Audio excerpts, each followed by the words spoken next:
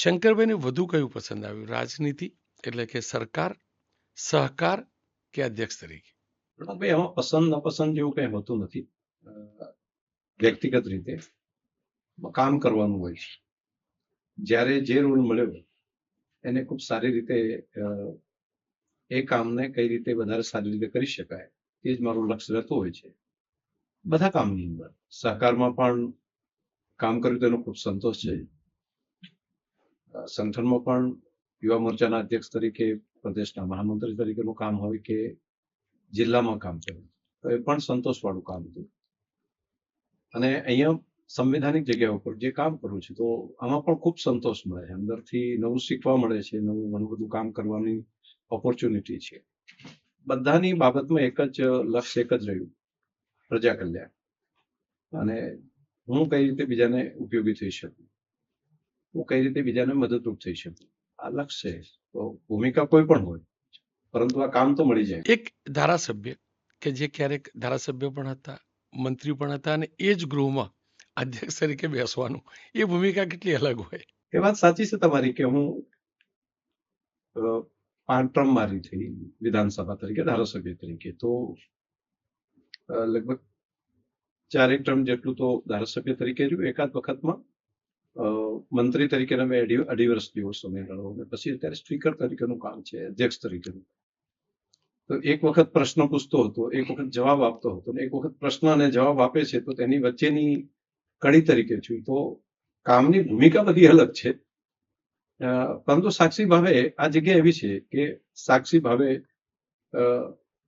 થતું કામ એ યોગ્ય દિશામાં ચાલી રહ્યું છે એ જોવાનું, કામ ગ્રહિત ચલાવવાનું છે. સરકાર પક્ષ હોય કે વિપક્ષ હોય, મારી ભૂમિકા એ બરાબર ચાલે છે ને એ જોવાનું અને એને સુચારુ ઢંગથી ઠીક કરવાનું. અને સંવિધાનિક જે પરંપરાઓ છે, જે નિયમો છે તેના મુતાબિક ચાલે છે ને, અને તેની અંદર હું વધારે નવું શું વધારાનો એડ કરી શકું જેથી પ્રજાને ઓર વધારે ફાયદો થઈ શકે, તે પ્રમાણની ભૂમિકા હોય છે. પણ ત્રણેય ભૂમિકા અલગ છે, એ વાત બિલકુલ તમારી સાચી. ગઈકાલે મારે માન્ય અધ્યક્ષશ્રી કહેવાનું હતું, આજે હું માન્ય સભ્યશ્રી કહું છું, માન્ય મંત્રીશ્રી વાત કરું છું. તો શબ્દો બદલાયા છે પરંતુ કામ તો બધાનું એક જ છે. એ જ સાથીઓ, એ શાસકના હોય કે વિપક્ષના, એમને રોકવા ટોકવા કેટલું અઘરું પડતું હોય? મારું લક્ષ્ય ત્યાં બેસીને જે બેઠો છું તો એ વિક્રમાદિત્યના સિંહાસન જેવું છે. એના ઉપર કોઈ નાનો ગોવાળિયો બેસે તો પણ એ ન્યાય આપી શકે છે. એ જે ચેર છે, સંવિધાનિક જગ્યા છે, એ જગ્યા ઉપર બેસું છું ત્યારે હું કોઈ સંબંધ કે હું કોઈ ધારાસભ્ય કે કોઈ પક્ષ કે પ્રતિપક્ષ કે એ ભૂમિકામાં નથી રહેતો હોતું.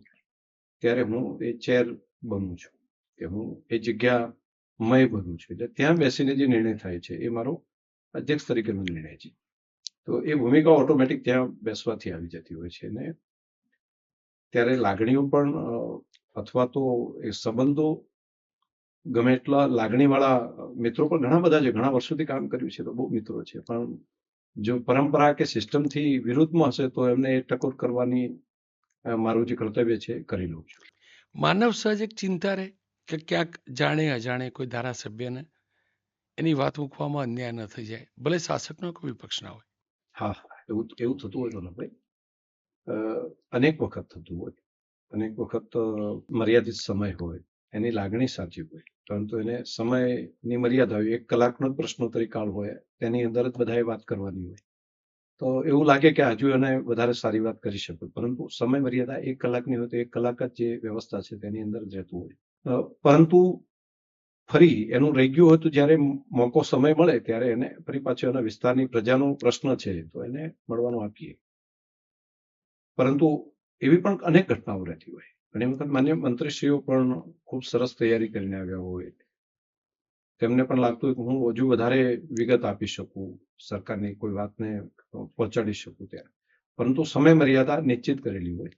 તો નિશ્ચિત સમય મર્યાદાને કારણે એમને સ્કોપ એટલો જ ટાઈમ મળતો હોય તો છે. પરંતુ જે કંઈ ત્યાંથી નિર્ણય થતો હોય છે અથવા તો એ જગ્યા ઉપર બેસીને જ્યારે નિર્ણય કરતા હોય છે ત્યારે એ સિચ્યુએશન, એ સમયની જે મર્યાદા અને જે વિધાનસભાના નિયમો જે બન્યા છે, સંવિધાનિક પ્રક્રિયામાં વિધાનસભાએ જે નિયમો બનાવ્યા છે, તો નિયમની મર્યાદાઓ એ તો રહેતી જ હોય છે.